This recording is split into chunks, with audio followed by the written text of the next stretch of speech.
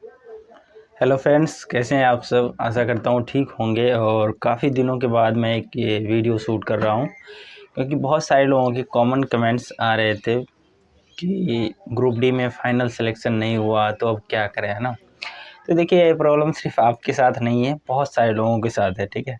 क्योंकि आप भी जानते हैं कि फ़िज़िकल में कितने बच्चे पास हुए थे और सीट कितनी है ना। तो कहीं ना कहीं किसी न किसी को तो बाहर होना ही होना है, ये तो पहले से तय है। रही बात कि अब हमारा फाइनल सिलेक्शन नहीं हुआ तो अभी हम क्या करें, है ना। और अगल बगल से बहुत सारे ताने भी सुनने को मिलते हैं गांव में, आसपास जो मतलब जो मोहल्ला है जहां हम रहते हैं, जिस समाज में, उसमें तो ये सारी चीज़ें सुनने को तो मिलती ही मिलती है। प्लस में कभी ना कभी घर से भी सुनने को मिलता है ना। जैसे मान लो आपके किसी दोस्त का जॉब लग गया, है ना, आपका नहीं लगा, भले आप पॉइंट से ही क्यों ना रह जाओ, तो वहाँ पे ना वो चीज़ें मैटर नहीं करती। वो नहीं समझते घर वाले कि पॉइंट से ही रहा है या फिर किसी कारण से सिलेक्शन नहीं हुआ, क्योंकि उनको सिलेक्शन चाहिए होता है, वो कारण जानने के लिए राज़ी नहीं होते हैं। और यही रियलिटी है ना। तो सिंपल सी बात है कि अब जो सामने वाला कुछ बोल रहा है आपके बारे में, तो क्या करेंगे, आपको तो सुनना ही पड़ेगा ना।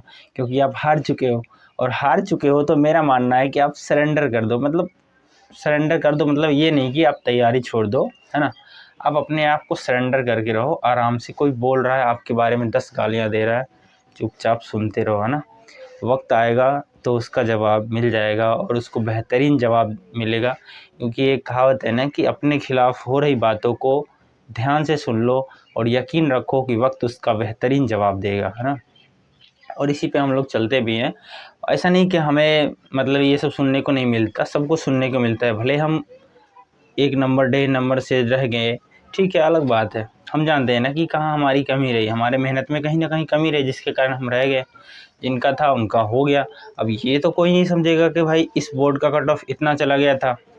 समाज में जो बोलते हैं या फिर घर में जो पेरेंट्स बोलते हैं, बहुत कम लोगों को ये पता होता है कि चलो इस बोर्ड का कट ऑफ बहुत हाई चला गया इसलिए नहीं हुआ, वरना किसी और बोर्ड में होता तो हो जाता, है ना।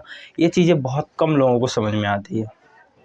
और जो जानते हैं वो तो नहीं बोलते हैं, और जो नहीं जानेंगे वो तो आपको बोलेंगे ही बोलेंगे, है ना। तो इस पे ध्यान आपको बिल्कुल भी नहीं देना है कि फाइनल सिलेक्शन नहीं हुआ तो क्या होगा। बहुत सारे लोग डिप्रेशन में चले गए हैं ना, बहुत टेंशन होती है।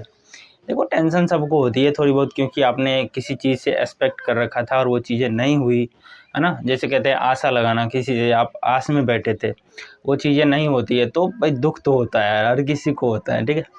तो मेरा ख्याल ये है कि देखो, किसी भी चीज़ को ना करने से पहले ना उसकी फल क्या होगा, रिजल्ट क्या आएगा, इसके बारे में मत सोचो, है ना। क्योंकि गीता में भी भगवान कृष्ण ने कहा है अर्जुन को कि देखो अर्जुन, तुम सिर्फ अपने कर्म पे ध्यान दो, फल क्या होगा इसकी चिंता तुम बिल्कुल भी ना करो, है ना। तो हमें ना थोड़ा थोड़ा अपने आध्यात्मिक से भी जुड़ा रहना चाहिए ताकि हम डिप्रेशन में जाने से बचें। तो आप अभी ग्रुप डी में आपका फाइनल सिलेक्शन नहीं हुआ, किसी का बहुत सारा मतलब ऐसा है कि B2 और C1 मेडिकल के कारण जिसका पोस्ट हटा दिया गया। आप बताओ, जिसका 70 नंबर है, किसी का 75 नंबर है, कट ऑफ 65 गई है, फिर भी उसको जॉब नहीं मिल रही। तो कहीं ना कहीं जुमलेबाजी तो है ही, लेकिन फिर भी आपका कर्तव्य क्या बनता है कि आप अपने कर्तव्य से विमुख ना होइए, ठीक है।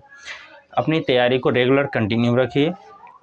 आगे भी बहुत सारी वैकेंसियाँ आने वाली है जिसमें आपका जॉब एकदम फिक्स है। यदि आप मान लीजिए कि 1-2 नंबर तक रह गए हैं तो आपको किसी कोचिंग की आवश्यकता नहीं है। आप में इतनी कैपेसिटी है कि आप फिर से एग्ज़ाम निकाल सकते हैं, है ना। इसके लिए बिल्कुल भी घबराना नहीं है। मेरिट 1-2 क्वेश्चन ही फिक्स करता है, और वही 1-2 ईजी क्वेश्चन जो गलत कर बैठते हैं जिसके कारण हमें ये परिणाम भुगतना पड़ता है कि हम मेरिट से बाहर हो जाते हैं, ठीक है। तो इस पे काम करिए, और लोग बोलेंगे, है ना, तो कोई नहीं, उसको बोलने दीजिए। और सबका हिसाब एक दिन होगा, है ना। हम तो इसी पे चलते हैं कि सबका हिसाब एक दिन होगा। आप पर जवाब मत दीजिए। देखो, जवाब दोगे ना तो फिर वो टैप रिकॉर्डर है ना, आपकी बातों को ना मन में ले लेगा, मतलब दिल पे ले लेगा। अरे हमको तो ऐसे जवाब दे दिया उसने, मत दो जवाब, क्यों दो। चुपचाप रहिए और अपनी पढ़ाई में लगातार लीन रहिए, ठीक है। हो सकता है थोड़ा बहुत मन नहीं लगता होगा क्योंकि सामने वैकेंसियाँ नहीं है ना, तो पढ़ाई का मन नहीं करता होगा, लेकिन थोड़ा ही सही, खरगोश की चाल ना चल के आप कछुए की चाल में ही चलते रहिए तो बेहतर है, ठीक है। और हमारी लास्ट सलाह यही रहेगी कि आप हताश ना होइए, क्योंकि सरकारी नौकरी वाले बंदे के पास धैर्य होना बहुत ज़रूरी है। क्योंकि यदि आप मतलब गवर्नमेंट एस्पिरेंट हैं है ना, सरकारी नौकरी की तलाश में हैं तो आपको धैर्य रखना पड़ेगा, है ना। इसके सिवा मतलब अगर आप धैर्य नहीं रखते हैं तो आप सरकारी नौकरी के काबिल नहीं बन पाएंगे, ठीक ना।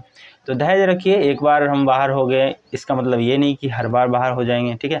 किसी एक असफलता से घबरा कर ऐसा नहीं कि हम अपनी जो हमारा जो कर्म पथ है, जो हमें मंजिल की ओर जाना है उसको हम छोड़ देंगे, ऐसा कभी नहीं करेंगे ना।